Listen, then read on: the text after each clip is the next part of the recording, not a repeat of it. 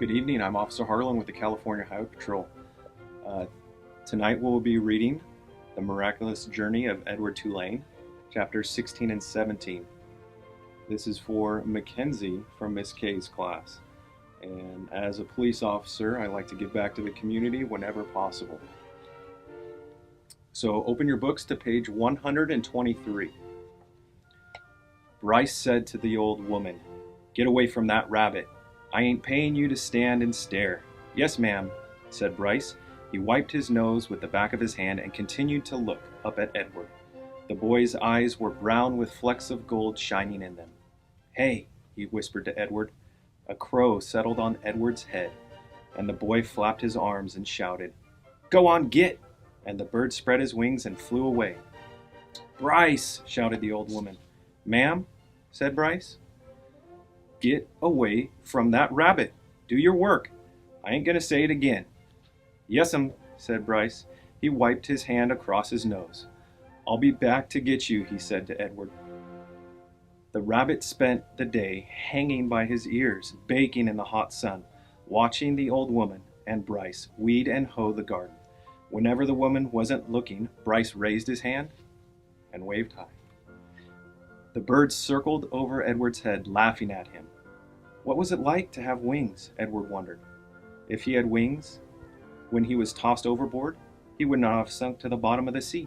Instead, he would have flown in the opposite direction, up into the deep, bright, blue sky. And when Lolly took him to the dump, he would have flown out of the garbage and followed her and landed on her head, holding on with his sharp claws. And on the train, when the man kicked him, Edward would not have fallen onto the ground. Instead, he would have risen up and sat on top of the train and laughed at the man. Caw, caw, caw! In the late afternoon, Bryce and the old lady left the field.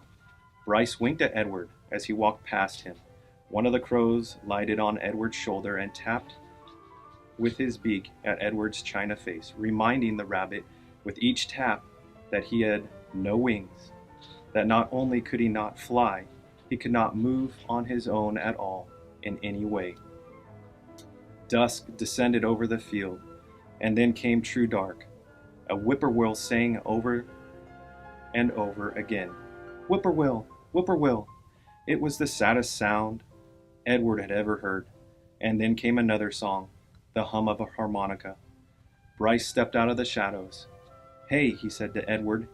He wiped his nose with the back of his hand, and then played another bit of a song on the harmonica. "I bet you didn't think I'd come back, but here I am. I come to save you."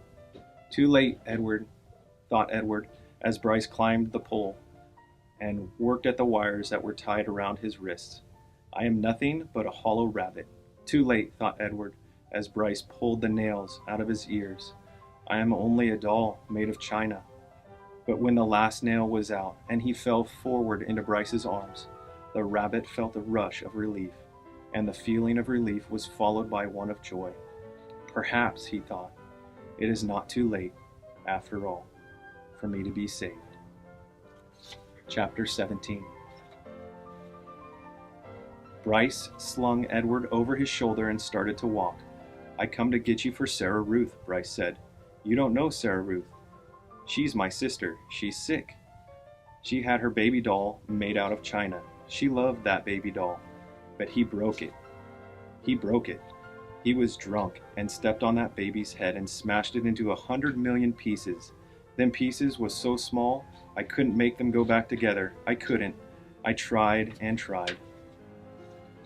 At this point in the story, Bryce stopped walking and shook his head and wiped his nose with the back of his hand.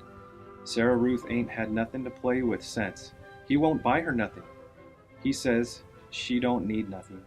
He says she don't need nothing because she ain't gonna live. But he don't know." Bryce started to walk again.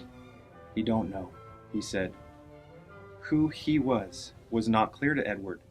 What was clear was that he was being taken to a child to make up for the loss of a doll.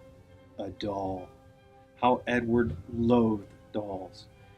And to be thought of as a likely replacement for a doll offended him, but still, it was, he had to admit, a highly preferable alternative to hanging by his ears from a post. The house in which Bryce and Sarah Ruth lived was so small and crooked that Edward did not believe at first that it was a house.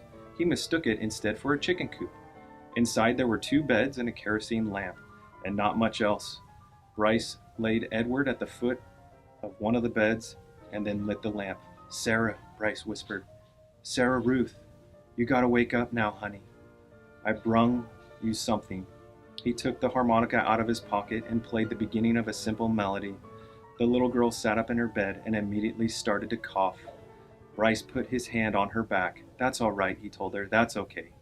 She was young, maybe 4 years old, and she had white blonde hair, and even in the poor light of the lamp, Edward could see that her eyes were the same gold-flecked brown as Bryce's. "That's right," said Bryce. "You go ahead and cough." Sarah Ruth obliged him. She coughed and coughed and coughed. On the wall of the cabin, the kerosene light cast her trembling shadow. Hunched over and small, the coughing was the saddest sound that Edward had ever heard, sadder even than the mournful call of the whippoorwill. Finally, Sarah Ruth stopped. "Bryce said, 'You want to see what I brung you?'" Sarah Ruth nodded. "You gotta close your eyes." The girl closed her eyes. Bryce picked up Edward and held him so that he was standing straight like a soldier at the end of the bed. "All right, now you can open them." Sarah Ruth opened her eyes, and Bryce moved Edward's china legs and china arms so it looked like he was dancing. Sarah Ruth laughed and clapped her hands. "Rabbit," she said. "He's for you, honey," said Bryce. Sarah Ruth looked first at Edward, and then at Bryce, and then back at Edward again, her eyes wide and disbelieving. "He's yours." "Mine?" Sarah Ruth, Edward was soon to discover, rarely said more than one word at a time. Words, at least several of them strung together, made her cough. She limited herself. She said only what was needed to be said. "Yours," said Bryce. "I got him special for you." This knowledge provoked another fit of coughing in Sarah Ruth, and she hunched over again. When the fit was done, she uncurled herself and held out her arms. "That's right," said Bryce. He handed Edward to her. "Baby," said Sarah Ruth. She rocked Edward back and forth, stared down at him and smiled.